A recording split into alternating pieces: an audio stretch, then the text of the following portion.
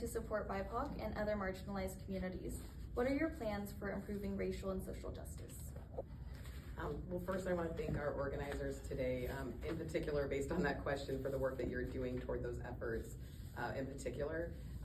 I've seen that impact directly with assistance that my clients have gotten getting services through my law firm. So direct impact there. I grew up here in Spokane. I'm from the Hilliard neighborhood, and I look back and realize that there's still a lot of folks who are going through circumstances that I dealt with. Growing up in poverty comes sometimes with exposure to a lot of other socioeconomic circumstances. I grew up on welfare. My family experienced food insecurity, housing insecurity. So I've had that lived experience. I wish I knew then what I know now, but what we did have then was stronger investments in social programs that would help families in limited communities like mine in order to still pursue opportunities and pathways towards success. Not everybody's going to go to a four-year college or go on to grad school, but everybody should have that option. Every student, I believe, every youth in our community, regardless of the zip code they're born into, I believe they should have those opportunities.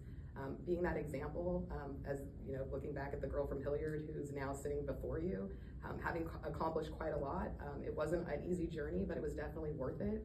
And now I want to give back. I'm raising my kids here, my family's here, and so it's really important to me that we create these pathways to success for our community members, whether they're looking to pursue a trade.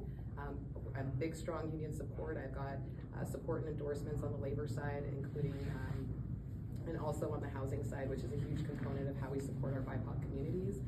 I know there's other questions coming, but I think it's really important that we look at our folks with lived experience to hear from them, that we bring our stakeholders to the table, such as our organizers here with Mia. It's very important that we have an equity lens on any policy that we're creating out of Olympia. And what I can do as a woman and the first woman of color to run for this seat is make sure I reach into those other caucuses, those other arenas to build support and get folks across our state to appreciate and understand Spokane is the second biggest city. The data that we got here from Molly Marshall, 40,000 folks here who are not English, first language English speakers. That's incredible. We're enriched by the diversity that comes in this community, the immigrants that have come here. We know that we are on native land, unceded territory, and building that into our curriculum so we have cultural competency here is, I think, the way that we really enrich and build and break down the barriers between folks who still have hate in their heart and don't see that we have built systems that oppress. And in a capitalist society, we have to create a safety net for those who simply need it. Whether those are folks who are experiencing trauma, folks who are fleeing danger. We have plenty of refugees here who exemplify that. But we also have people who've been here generationally living in poverty, and we haven't created the pathways necessary for them to build up. And now we've seen this housing market just flip over. Thank you.